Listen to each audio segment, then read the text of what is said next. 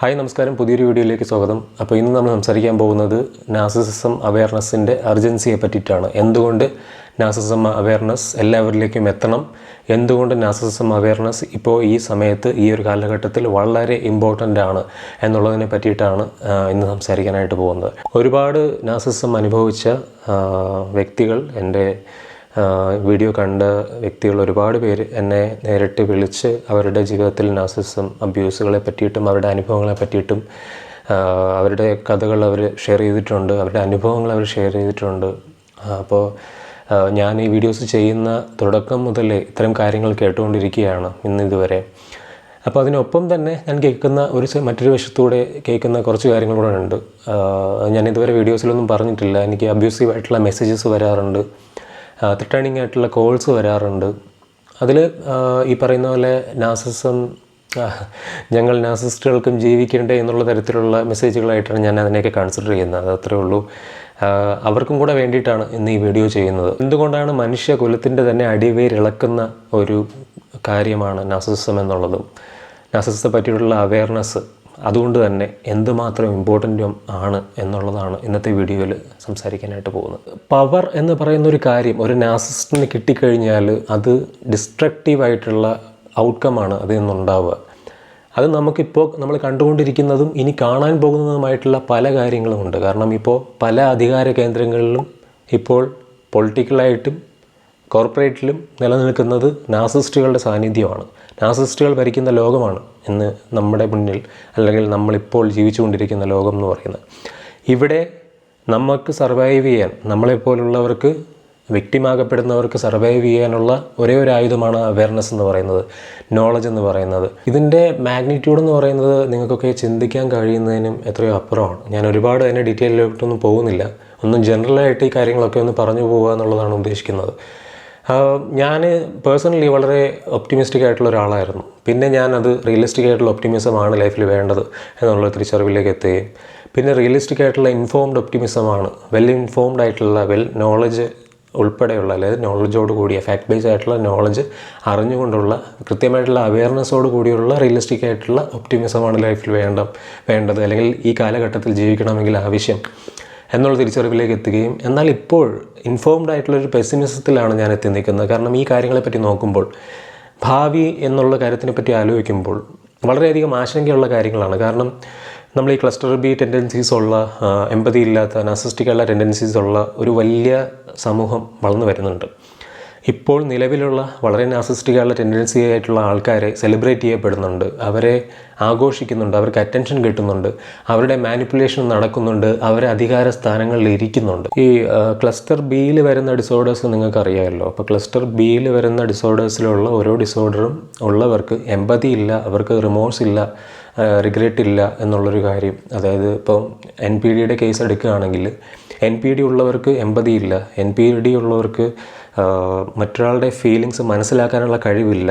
അതുകൊണ്ട് തന്നെ മറ്റൊരാളുടെ ഫീലിംഗ് ഒരാൾ പറയുമ്പോൾ ഇവരത് അവർക്കെതിരെ അബ്യൂസ് ചെയ്യാനുള്ള ആയുധമായിട്ട് ഉപയോഗിക്കുകയും ഇവരുടെ സ്വന്തം നേട്ടത്തിന് വേണ്ടി ഉപയോഗിക്കും എന്നുള്ളതാണ്. അപ്പോൾ ഈ ഒരു തരത്തിൽ മറ്റൊരാളുടെ ഫീലിങ്സ് ഉൾക്കൊണ്ട് പ്രവർത്തിക്കുന്നവരല്ലാത്തതിനാൽ ഈ ആൾക്കാർ അധികാര സ്ഥാനങ്ങളിലേക്ക് വരുമ്പോൾ അത് വളരെ ഡേഞ്ചറസ് ആയിട്ടുള്ള ഒരു ഡൈനാമിക്കാണ് ക്രിയേറ്റ് ചെയ്യപ്പെടുന്നത്. കാരണം എല്ലാവരുടെയും മാസീവ് ഡിസ്ട്രക്ഷനിലേക്കാണ് ഇവരുടെ ഈ ബിഹേവിയർ കൊണ്ടുവന്നെത്തിയിരിക്കുന്നത്. ഈ NPD ആയിട്ടുള്ള ആൾക്കാരിൽ പൊതുവിൽ കാണുന്ന 3 കാര്യങ്ങളാണ്: അവർ അബ്യൂസീവ് ആണെന്നതും, വളരെ ഇമ്മച്യൂർ ആണെന്നതും, സെൽഫ് ഡിസ്ട്രക്റ്റീവ് ആണെന്നതും. പ്രധാനമായിട്ടും ഇപ്പോൾ ലോകത്തെ അലട്ടുന്ന പ്രശ്നങ്ങളായിട്ടുള്ള ക്ലൈമറ്റ് ചേഞ്ച് ആണെങ്കിലും, വാർ ആണെങ്കിലും, മനുഷ്യൻ്റെ മെൻ്റൽ ഹെൽത്ത് ഇഷ്യൂസ് ആണെങ്കിലും, സ്ത്രീകളുടെ സ്വാതന്ത്ര്യമാണെങ്കിലും, ഇത്തരത്തിൽ വ്യക്തി സ്വാതന്ത്ര്യത്തിനും മനുഷ്യ സ്വാതന്ത്ര്യവും, ഈക്വൽ പേ, മനുഷ്യൻ്റെ ഇൻകം ഈക്വലാക്കുക എന്നുള്ള കാര്യങ്ങളും, വളരെ ഒബ്വിയസ് ആയിട്ടുള്ള യൂണിവേഴ്സൽ ബേസിക് ഇൻകം പോലുള്ള കാര്യങ്ങൾ ഇത്തരത്തിൽ ഇപ്പോഴായി അഡ്രസ്സ് ചെയ്യപ്പെടേണ്ട, അല്ലെങ്കിൽ അഡ്രസ്സ് ചെയ്തില്ലെങ്കിൽ മനുഷ്യൻ സർവൈവ് ചെയ്യാത്ത അവസ്ഥയിലേക്ക് പോകുന്ന കാര്യങ്ങൾ പോലും അഡ്രസ്സ് ചെയ്യപ്പെടില്ല ഒരിക്കലും ഒരു നാർസിസ്റ്റിൻ്റെ കീഴിൽ. കാരണം അയാൾ എപ്പോഴും അയാളുടെ ബിസിനസ്സിനും അയാളുടെ സ്വന്തം പേഴ്സണൽ ഗെയിനിനും ഹെൽപ്ഫുൾ ആവുന്ന കാര്യങ്ങൾ മാത്രമേ അയാൾ കൂടെ പിടിക്കുകയുള്ളൂ.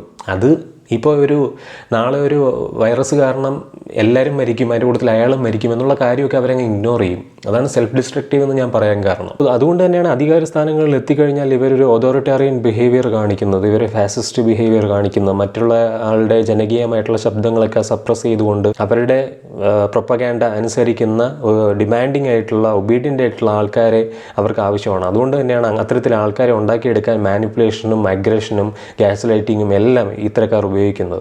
നാർസിസം എന്ന് പറയുന്നത് 1-2 ട്രേറ്റ്സ് ഉള്ളവരെ നമുക്ക് മാറ്റി നിർത്താം, NPD ഉള്ളവരെ പറ്റിയാണ് പറയുന്നത് എന്ന് ഞാൻ ജനറലി വീഡിയോകളിലെല്ലാം പറയുന്നതാണ്. ആ ഒരു ഡിസ്ക്ലെയിമർ പറഞ്ഞുകൊണ്ടാണ് പലപ്പോഴും വീഡിയോകൾ തുടങ്ങാറ്.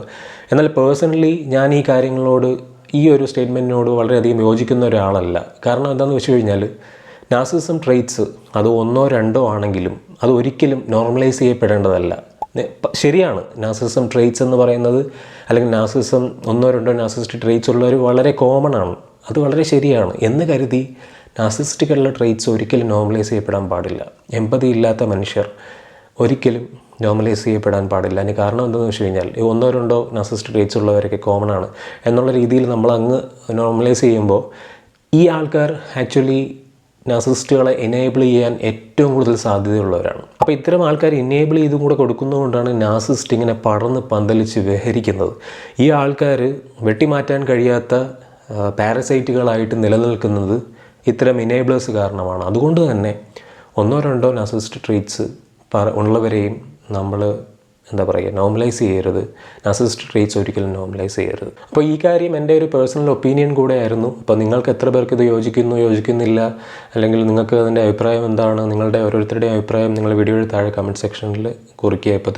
ഇപ്പോൾ ഈ അധികാര സ്ഥിരാകേന്ദ്രങ്ങളിലൊക്കെ ഇരിക്കുന്ന പലരുടെയും കോമാളിത്തരങ്ങൾ നിങ്ങൾ എല്ലാവരും കാണുന്നുണ്ടായിരിക്കുമല്ലോ. ഞാൻ ആരുടെയും പേരെടുത്ത് പറയേണ്ട ആവശ്യമേ ഇല്ല. നമ്മളെല്ലാവരും ഇതൊക്കെ ഓൺ ഡെയിലി ബേസിസ് കണ്ടുകൊണ്ടിരിക്കുന്ന ആൾക്കാരാണ്. അപ്പോൾ ഈ കാര്യങ്ങൾ, ഇത്തരം ആൾക്കാർ മനുഷ്യനെ നശിപ്പിക്കും, മനുഷ്യരെ കൊല്ലും. നിങ്ങൾക്ക് അറിയാമോ, നാർസിസ്റ്റിക് അബ്യൂസ് അനുഭവിച്ച ആൾക്കാരിൽ 80% സൂയിസൈഡ് റേറ്റ് ഉണ്ട്. അവർ സൂയിസൈഡ് ചെയ്യാനുള്ള സാധ്യത 80%. ഒരു ലൈഫ് ടൈമിൽ തന്നെ നാർസിസ്റ്റിക് അബ്യൂസ് അനുഭവിച്ചുകൊണ്ട് സ്വന്തമായിട്ട് സെൽഫ് ബ്ലെയിം ചെയ്തുകൊണ്ട് ജീവിക്കുന്ന, സ്വന്തമായിട്ട് അതിൻ്റെ ബുദ്ധിമുട്ടുകളും അതിൽ നിന്നുണ്ടായ ട്രോമയും പേറി ജീവിക്കുന്ന, അതിൽ നിന്നുണ്ടാകുന്ന ഡിസോർഡേഴ്സും ബുദ്ധിമുട്ടുകളും പേറി ജീവിക്കുന്ന ഒരുപാട് മനുഷ്യരുടെ ഇടയിലാണ് നമ്മൾ ജീവിക്കുന്നത്. ആ മനുഷ്യർ അവരുടെ ട്രോമയിൽ നിന്നും വേദനയിൽ നിന്നുമാണ് മറ്റ് അവയർനെസ് കൂടെയുള്ളവർക്ക് വേണ്ടിയിട്ട് കൊടുക്കാനായിട്ട് അവർ ശ്രമിക്കുന്നത്.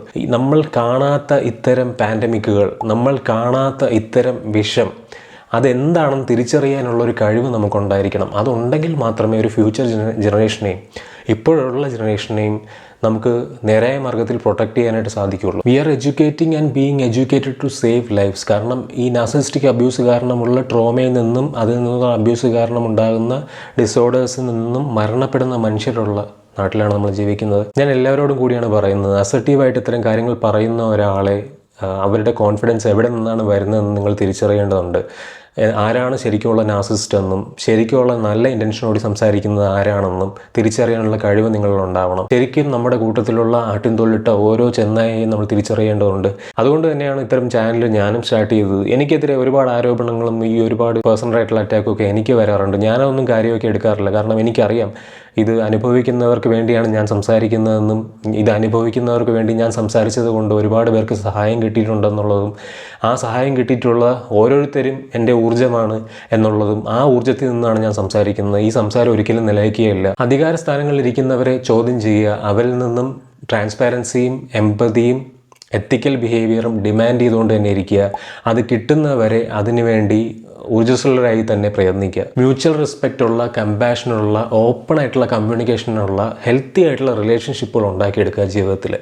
ഈ ഹെൽത്തി ആയിട്ടുള്ള റിലേഷൻഷിപ്പുകൾ ഇല്ല, ഹെൽത്തി ആയിട്ടുള്ള ആൾക്കാരില്ല എന്നുള്ള രീതിയിലേക്ക് തീരുമാനിക്കുന്നതിന് മുമ്പ് നമ്മൾ സ്വയം നമ്മളിൽ തന്നെ മാറ്റങ്ങൾ ഉണ്ടാക്കുക എന്നുള്ളതാണ്. അവിടെയാണ് നമ്മൾ തുടങ്ങേണ്ടത്. ഈ അവയർനെസ് വെച്ചിട്ട് ആദ്യം ചെയ്യേണ്ട കാര്യം എന്ന് പറയുന്നത്, എൻ്റെ കണ്ടീഷനിങ്ങിൽ എന്തൊക്കെ ബിഹേവിയറലായിട്ടുള്ള ഇഷ്യൂസ് ഉണ്ട്, അതിലെന്തൊക്കെ മാറ്റമാണ് ഞാൻ വരുത്തേണ്ടത്, അതിൽ വരുത്താൻ വേണ്ടിയിട്ട് ഞാനൊന്ന് പ്രയത്നിച്ച് നോക്കാം, ആ റെസ്പോൺസിബിലിറ്റി ഞാൻ എടുത്തു നോക്കാം എന്നുള്ള രീതിയിൽ അവിടെയാണ് ആ തുടക്കം വരേണ്ടത്. അവിടെ നിങ്ങൾ തുടങ്ങുമ്പോഴാണ് നിങ്ങളുടെ കോൺഫിഡൻസ് ഉയരാൻ പോകുന്നത്. ഈ NPD ഉള്ള ആൾക്കാരെയൊക്കെ ഒറ്റ സ്ട്രെച്ചിനങ്ങ് തുടച്ചു നീക്കണമെന്നുള്ളതല്ല ഞാൻ ഈ വീഡിയോയിലൂടെ പറയാൻ ഉദ്ദേശിക്കുന്നത്. ഞാൻ ഈ വീഡിയോയിലൂടെ പറയാൻ ഉദ്ദേശിക്കുന്നത് എമ്പതിയുള്ള മനുഷ്യർ, കമ്പാഷനേറ്റ് ആയിട്ടുള്ള മനുഷ്യർ, കൈൻഡ് ആയിട്ടുള്ള മനുഷ്യർ, നിങ്ങളുടെ സ്ട്രെങ്ത് നിങ്ങൾ തിരിച്ചറിയണമെന്നും ലോകത്തെ ലീഡർഷിപ്പ് പൊസിഷൻസിലേക്ക് വരേണ്ടത് നിങ്ങളാണെന്നും നിങ്ങളെപ്പോലുള്ള ആൾക്കാരാണെന്നുമുള്ള തിരിച്ചറിവ് നിങ്ങളിലേക്ക് എത്തിക്കാനാണ് ശ്രമിക്കുന്നത്. കമ്പാഷനുള്ള കൈൻഡ്നെസ് ഉള്ള സൊസൈറ്റിയും എൻവയൺമെൻറ്റും നമുക്ക് ബിൽഡ് ചെയ്തെടുക്കണം. അത് ബിൽഡ് ചെയ്തെടുത്താൽ മാത്രമേ നമുക്ക് നാളത്തെ ലോകത്തെ രക്ഷിക്കാനായിട്ട് സാധിക്കുള്ളൂ. ഈ ഒരു അവയർനെസ് നിങ്ങളിലേക്ക് എത്തിക്കാനായിരുന്നു ഈ വീഡിയോ. മാക്സിമം ഈ വീഡിയോ നിങ്ങൾക്കറിയാവുന്ന ആൾക്കാരിലേക്ക് ഷെയർ ചെയ്ത് കൊടുക്കുക, ഈ ഇൻഫർമേഷൻ പാസ് ചെയ്യുക, ഈ നോളജ് പ്രയോജനപ്പെടുത്തുക. ഇത്രയും മാത്രമേ ഞാനിന്ന് പറയുന്നുള്ളൂ. റോ ആയിട്ട് ഈ വീഡിയോ സംസാരിക്കണമെന്നുള്ളത് കൊണ്ടാണ് ഇത്തരത്തിലുള്ളൊരു ഇൻറ്റൻസിറ്റിയിൽ തന്നെ ഞാൻ ഈ വീഡിയോ അവതരിപ്പിച്ചത്. കഴിവതും ഈ വീഡിയോ ഷെയർ ചെയ്യുക. നിങ്ങൾക്ക് പറയാനുള്ള നിങ്ങളുടെ അഭിപ്രായങ്ങൾ വീഡിയോയുടെ താഴെ കമൻറ്റ് സെക്ഷനിൽ അറിയിക്കുക. പുതിയൊരു വീഡിയോ ആയിട്ട് അടുത്ത ദിവസങ്ങളിൽ നമുക്ക് വീണ്ടും കാണാം. അതുവരെ എല്ലാവർക്കും ബൈ.